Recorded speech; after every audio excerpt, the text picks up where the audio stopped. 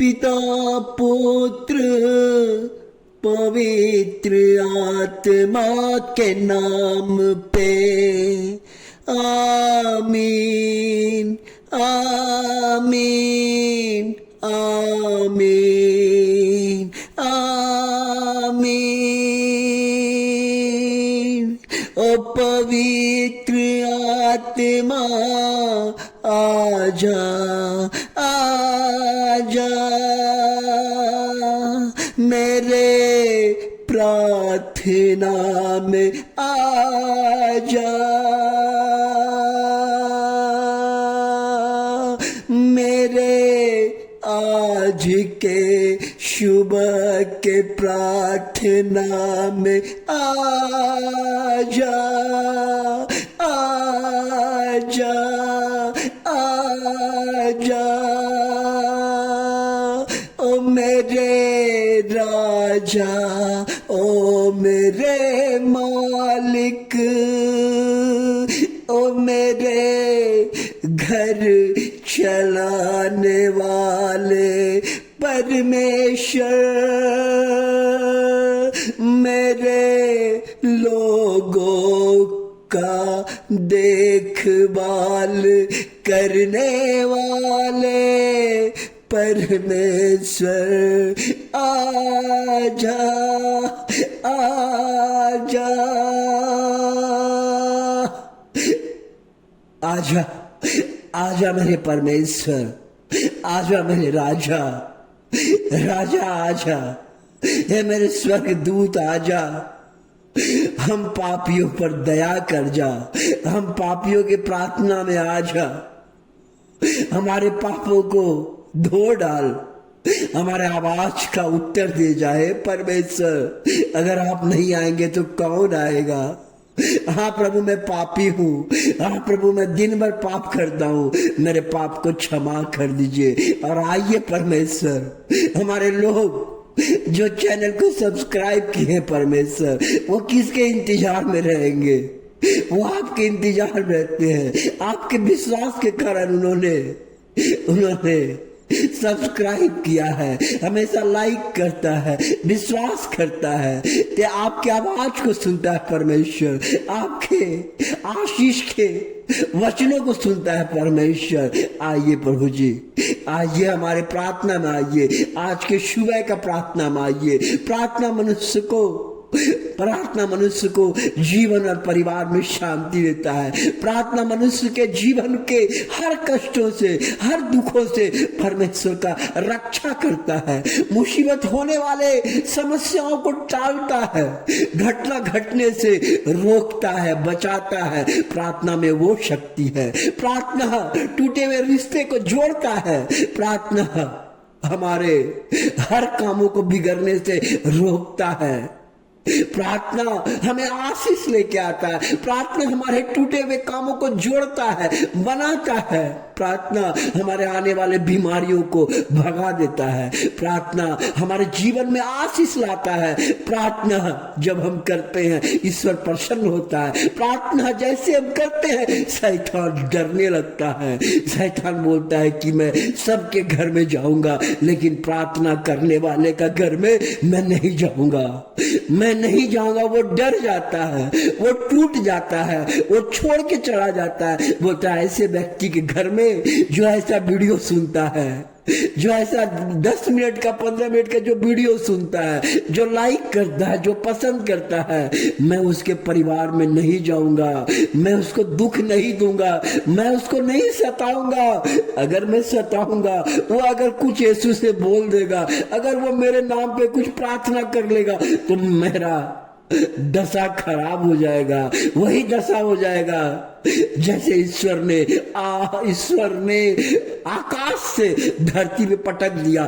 जब पटका तो डर के मारे भाग गया। कहता है मैं सबके घर में जाऊंगा, लेकिन यीशु मसीह का जो लोग है, जो प्रार्थना करता है, उसके घर में नहीं जाऊंगा बाबा, उसके घर में मैं नहीं जाऊंगा, उसको नाश नहीं करूंगा, उसको दुख तकलीफ नहीं पहुंचाऊंगा, क्योंकि वो यीशु है। क्योंकि जब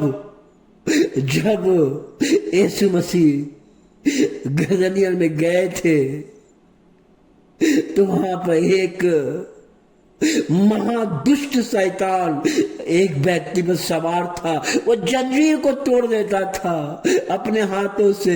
लोग डरता था, घबराता था। वो मकबरे में रहता था, शमशान में रहता था। जो रास्ता से गुजरता था उसको मारता था, कूटता था। ऐसा अद्भुत शैतानिक शक्ति उसके अंदर प्रवेश किया था। लेकिन अचानक जब प्रभु यीशु मसीह आया, उससे डर के कहा, प्रभु आप मेरे पास क्यों आए? क्यों डराते हैं परमेश्वर? आपको मुझसे क्या काम है परमेश्वर? और प्रभु यीशु मसीह ने एक बार डांटा, जा। उसके नाम से शैतान चला गया।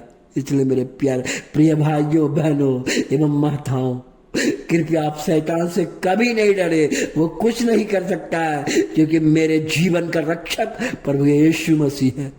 मेरे परिवार को चलाने वाला यीशु मसीह है। भोजन देने वाला प्रभु यीशु मसीह है। खेतों से अनाज में पानी सिंचाने वाला और अन्न को बड़ा करने वाला आपका परमेश्वर है। आपका परमेश्वर है। आप सूर्य का जो रोशनी देखते हैं, यह कोई इंसान नहीं, ये ईश्वर ने आपको यह रोशनी दिया है जिससे आप देखते हैं। आपके आंख में रोशनी है, आप देखते हैं। यह ईश्वर का वरदान है। इसलिए प्रभु जी, मैं आपको धन्यवाद करना चाहता हूं। और आज हमारे प्रार्थना में आइए पिता परमेश्वर, हमारे प्रार्थना में आइए पिता परमेश्वर, क्योंकि आपका वचन कहता है मत्ती अध्याय 10 में लिखा हुआ है, निर्भीकता से ईशा को स्वीकार करना। इसलिए उनसे नहीं डरो। ऐसा कुछ भी गुप्त नहीं है जो प्रकाश में नहीं लाया जाएगा।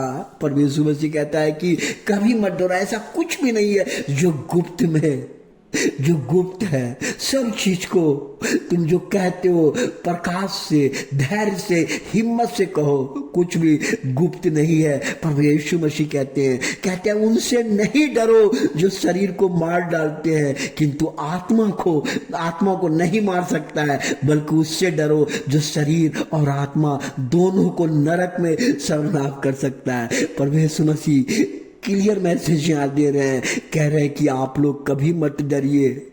आप लोग कभी मत डरिए। डरना है तो सिर्फ उनसे डरिए। आपको मार सकता है, आपके शरीर को मार सकता है, लेकिन आपके अंदर रहने वाला आत्मा को नहीं मार सकता है। आत्मा अमर है और वही आत्मा आपको संत बना सकता है। वही आत्मा आपको जीवन में, लोग देखते हैं मर के चला जाता है, लेकिन आप क्या याद करते हैं? आप कहते हो, ओ मेरा मम्मी, ओ मेरा पापा मेरे लिए अच्छा कर्म करता था। लेकिन उसका आत्मा जो उसके लिए, आपके लिए जो अच्छा चीज किया है, आप बुढ़ापा तक उसको हमेशा याद करते थे। अरे मेरा मम्मी रहता था तो मुझे ऐसे करता था, मेरा पापा रहता था मुझे ऐसे करता था। तो उसकी आत्मा, उसका किया हुआ आत्मा, शरीर नहीं है, लेकिन आत्मा, उसका याद, मेमोरी हमेशा आपके पास रहता है। इसलिए ईश्वर हमेशा कहता है कि उनसे मत डरिएगा, किसी से मत डरिएगा, किसी दुश्मन से मत डरिएगा, सताने वाले से मत डरिएगा।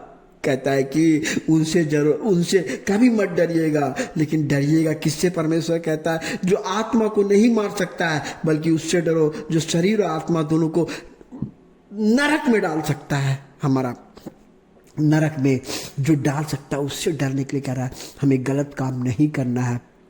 प्रभु यीशु मसीह यहाँ पे स्पष्ट कह रहे हैं और कहते हैं कि उससे नहीं डरिएगा। और कह रहे हैं कि इसलिए हाँ, तुम्हारे सिर का बाल गिना हुआ है। आपके सिर में कितना बाल है, सब गिना हुआ। परमेश्वर सब कुछ जानता है आपके विषय में।